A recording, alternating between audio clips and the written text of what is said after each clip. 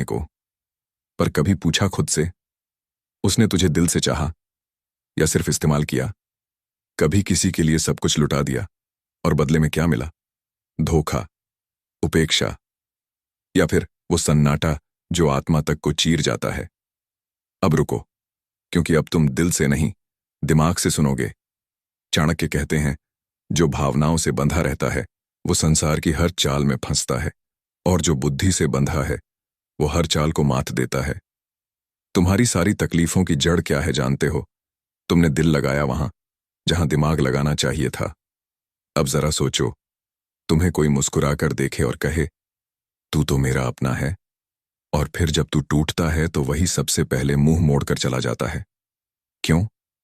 क्योंकि वो खेल रहा था और तू निभा रहा था। वो दिमाग से चला और तू दिल से डूब गया। अब वक्त है तुझे चाणक्य की वो नीति सुनाने का, जो तेरे भीतर का बच्चा नहीं, तेरे भीतर का सम्राट जगा देगी। चाणक्य ने कहा था, जिसने युद्ध में भावनाओं को स्थान दिया वो बिना खड्ग उठाए हार गया। इसलिए अगर तू चाहता है कि अब कोई तुझे तोड़े नहीं, तो याद रख, अब कोई भी रिश्ता, कोई भी वादा दिल से नहीं निभेगा, दिमाग से तोला जाएगा। इस वीडियो में आज हम एक ऐसी रहस्यमयी नीति पर बात करने वाले हैं जिसे जानकर तुम रिश्तों को परखना सीखोगे, धोखेबाजों की मुस्कान के पीछे छुपा झर पहचानोगे, और सबसे जरूरी, अपने टूटते हुए आत्मसम्मान को फिर से ताज बनाकर पहनोगे। क्योंकि ये चाणक्य नीति है, ये कोई लोरी नहीं जो सुलाए, ये तो एक युद्ध घोष है जो तुम्हें भीतर से झकझोर कर कहे, अब उठ और सोच से जीना सीख। अगर तुम इस वीडियो को अभी छोड़ दोगे तो यकीन मानो कल फिर वही चक्र चलेगा। फिर कोई तुझे अपना कहकर इस्तेमाल करेगा, फिर तू टूटेगा और फिर रात को अकेला छत की तरफ देखेगा। पर अगर आज इस वीडियो के अंत तक साथ रहा तो जो सीख मिलेगी वो सिर्फ चाणक्य की नहीं, तेरे जीवन की सबसे बड़ी ताकत बन जाएगी। अब खेल शुरू होता है और इस बार तुझसे कोई नहीं जीतेगा, क्योंकि तू सीखा है चाणक्य से। दिमाग से खेलो, दिल से नहीं। चैप्टर 1, चुप रहो, जीत जाओ। चाणक्य की सबसे घातक नीति। तुम सोचते हो, अगर मैं चुप रहूं तो लोग मुझे कमजोर समझेंगे, पर क्या तुम जानते हो, इतिहास में सबसे ताकतवर निर्णय मौन में लिए गए हैं। किसी के सामने जवाब नहीं देना, हर बहस में न कूदना, हर अपमान का तात्कालिक जवाब न देना, ये कमजोरी नहीं, समझदारी की ऊंची उड़ान है। चाणक्य को गद्दी से निकाला गया था, उसे अपमानित किया गया, राज्य से बाहर कर दिया गया, लेकिन उसने कोई प्रतिक्रिया नहीं दी, कोई क्रोध नहीं, कोई प्रतिशोध नहीं, सिर्फ एक मौन जिसके पीछे एक महायोजना पल रही थी। और फिर कुछ वर्षों में वो वापस लौटा, मगध का राज बदलकर। अब सोचो, अगर उस दिन चाणक्य ने पलट कर जवाब दिया होता तो वो भीड़ का हिस्सा बन जाता, पर उसने भीतर जवाब तैयार किया और वक्त आने पर ऐसा प्रहार किया कि शत्रु अस्तित्व तक खो बैठा। क्यों चुप रहना ताकत है?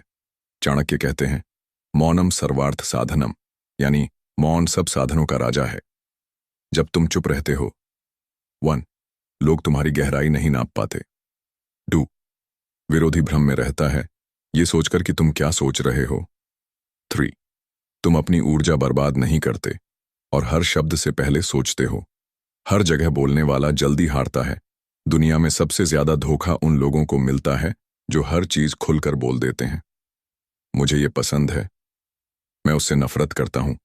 मेरा सपना ये है, जब तुम हर चीज बाहर रखते हो तो लोग तुम्हारे सपनों को भी अपने फायदे में बदलने लगते हैं।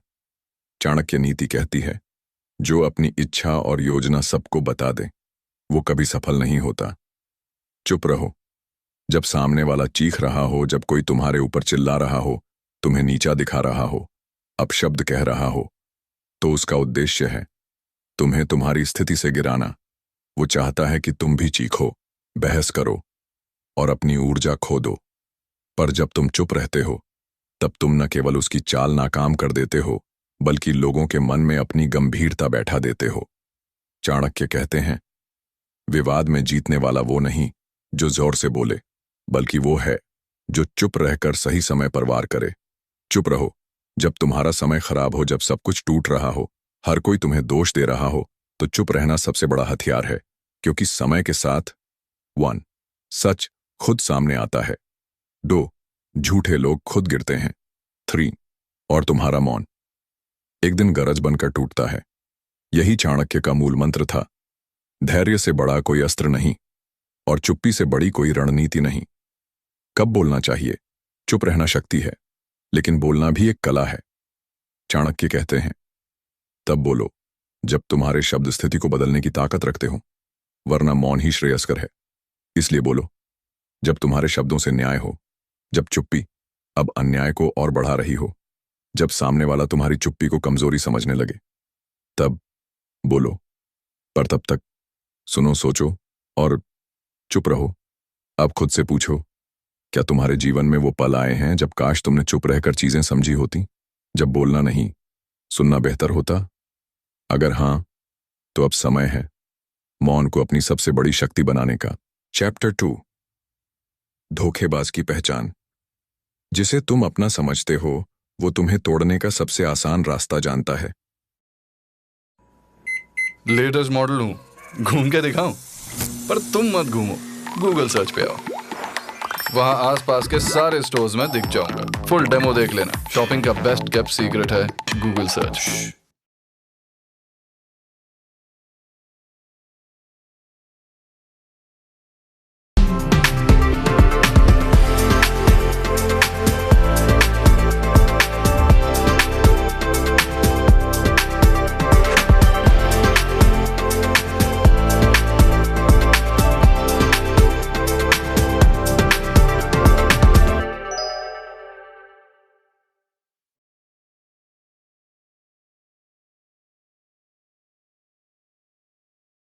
जानता है, ये चाणक्य की सबसे कड़वी और सबसे सच्ची बातों में से एक है, क्योंकि धोखा कभी बाहर से नहीं आता।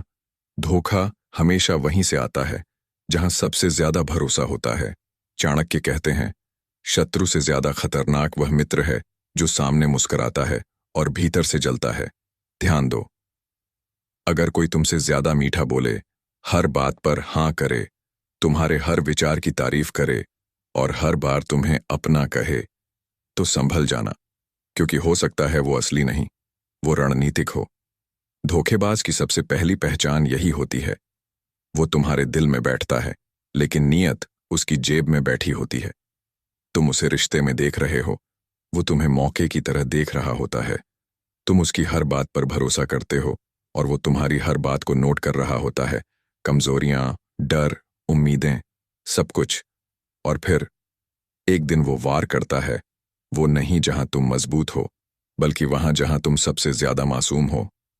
एक बार किसी शिष्य ने चाणक्य से पूछा, गुरुदेव, हम सच्चे और झूठे दोस्तों में फर्क कैसे करें? चाणक्य मुस्कुराए नहीं, गंभीर होकर बोले, जो व्यक्ति तुम्हारी अनुपस्थिति में भी तुम्हारी बात करे, वही मित्र है, बाकी सब अवसरवादी हैं। आज तुम्हारे आसपास कितने ऐसे लोग हैं जो तुम्हारे पीठ पीछे भी तुम्हें सही बताते हैं?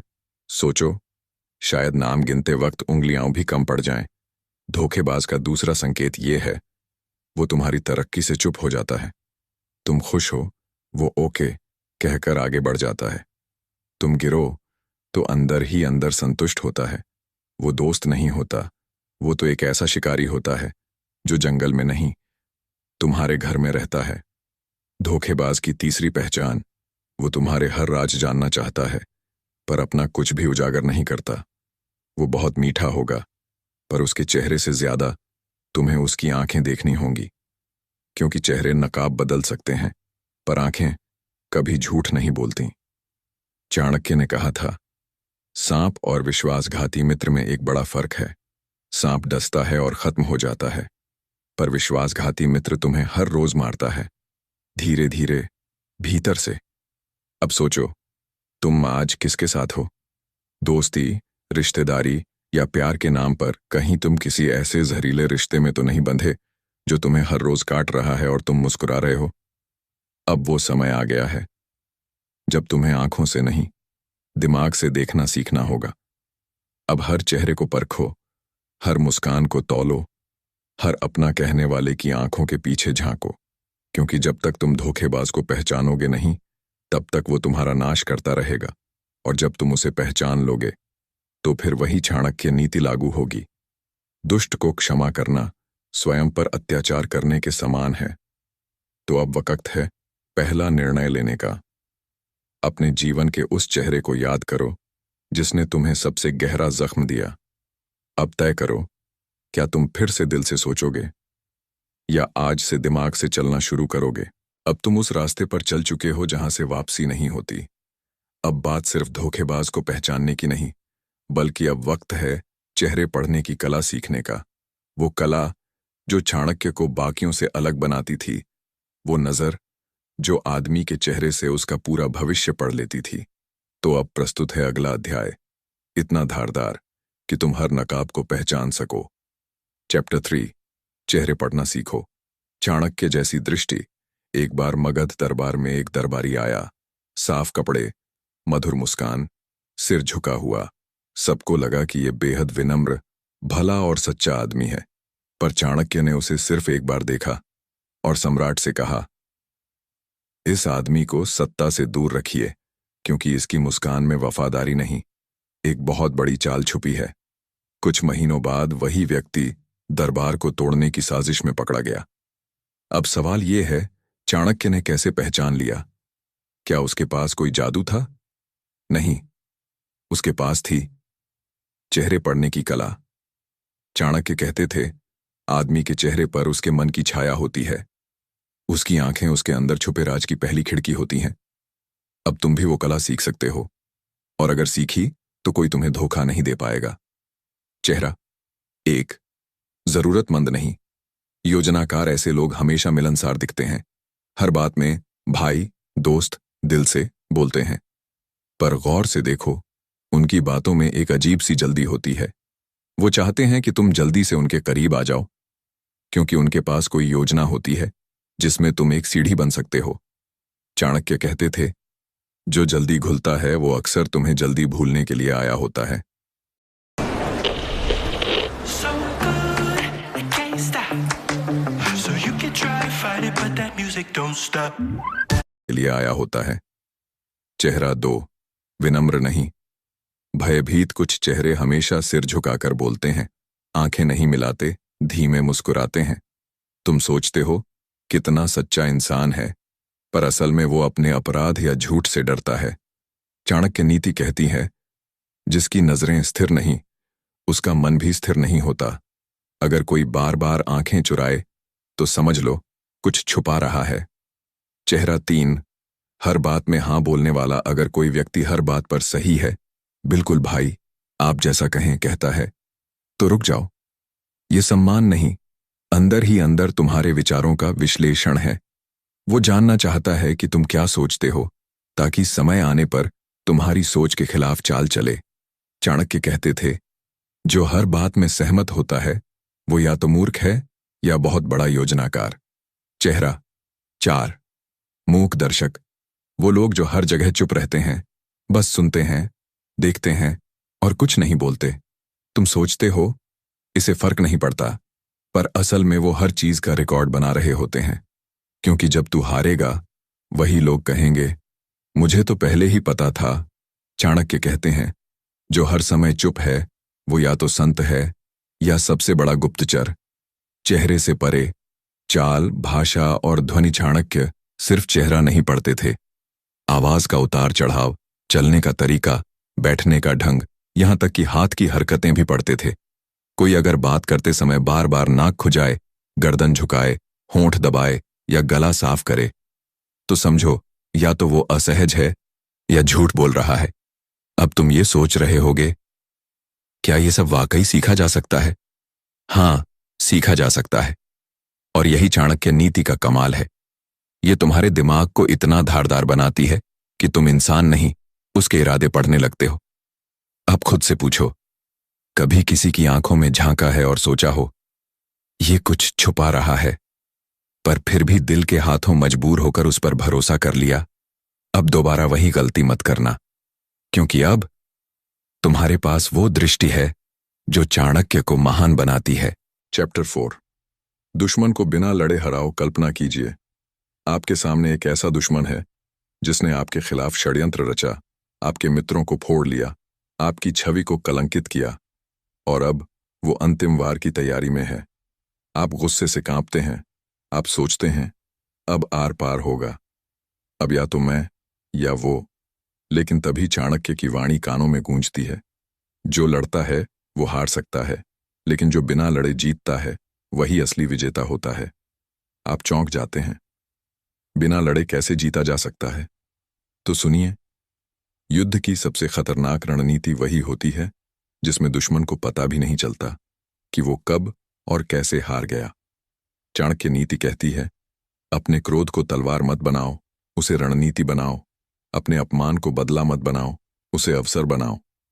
जो इंसान अपनी शक्ति को चिल्लाकर नहीं बल्कि शांति से बरसाता है, वो किसी भी सेनापति से बड़ा योद्धा होता है।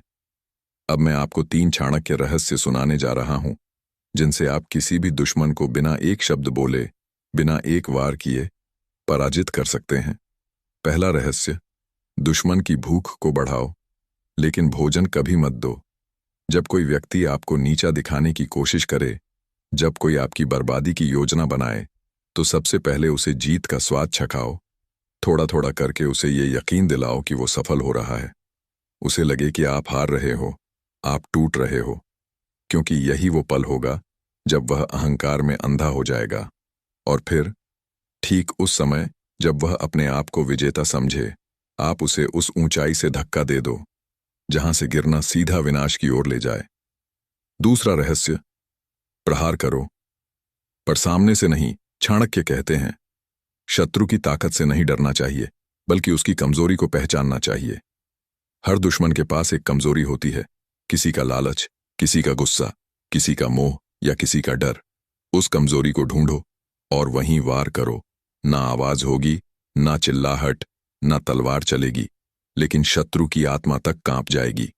तीसरा रहस्य, मौन से बड़ा आक्रमण कुछ नहीं। यदि आप किसी की चालों का जवाब नहीं देते, ना प्रतिशोध लेते हैं, ना कोई सफाई देते हैं, बल्कि बस शांति से उसे देखते रहते हैं, तो वह घबरा उठता है। दुश्मन हमेशा प्रतिकृति चाहता है। उसे युद्ध चाहिए, शोर चाहिए, गुस्सा चाहिए। लेकिन जब आप मौन रहते हो, तो आप उसे उसकी ही बेचैनी में जला देते हो। वो हारता है क्योंकि आपने उसकी स्क्रिप्ट ही तोड़ दी। अब सोचिए, क्या आप भी ऐसे ही किसी दुश्मन से जूझ रहे हैं? क्या आपके जीवन में भी कोई ऐसा है जो आपकी छवि को खत्म करना चाहता है, जो आपकी सफलता को सहन नहीं कर पाता, या जो आपको हर हाल में गिरते देखना चाहता है? तो चाणक्य कहते हैं, यदि शत्रु आग है तो तुम हवा मत बनो, तुम जल बनो, जो आग को ना सिर्फ बुझा देता है बल्कि उसे शांत भी कर देता है।